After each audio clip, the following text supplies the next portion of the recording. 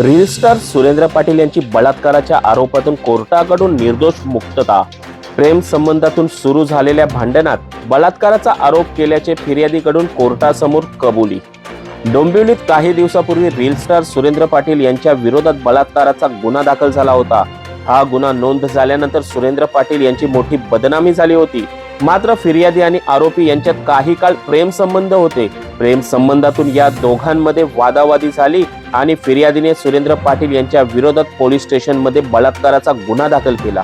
गुन्हा दाखल झाल्यानंतर फिर्यादीनेच न्यायालयासमोर असा कोणताही प्रकार झाला नसल्याची कबुली दिली। क्षुल्लक भांडणातून गुन्हा दाखल झाला असल्याचे कोर्टासमोर सांगितले।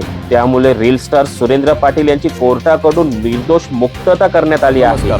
मी ॲडव्होकेट अभिषेक पालवे, हे जे माझे क्लायंट आहेत सुरेंद्र पांडुरंग पाटील, काही दिवसापूर्वी त्यांच्यावर काही असे चुकीच्या पद्धतीचे आरोप लावले गेले की ते एक बलात्कारी आहेत, असं XYZ, मी नाव नाही घेणार इन्फॉर्मंटचं। त्याचमध्ये आपण सोशल मीडियावर बघितलं, इंस्टाग्राम असेल, यूट्यूब असेल, सर्व गोष्टीवर त्यांच्या विरोधात की एक हा माणूस बलात्कारी म्हणून प्रचार करण्यात आला व त्यांची बदनामी करण्यात आली।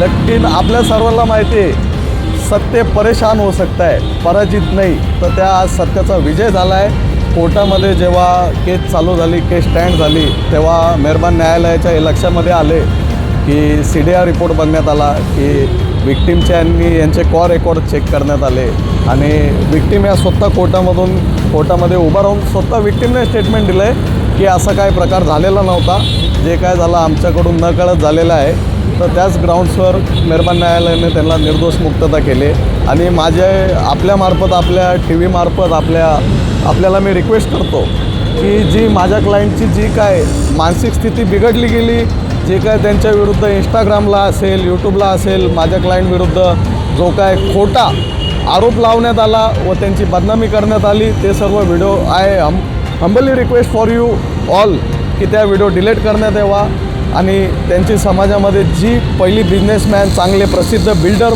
म्हणून त्यांची जी प्रतिमा आहे ती प्रतिमा पुन्हा वाढवण्यात यावी। थँक्यू।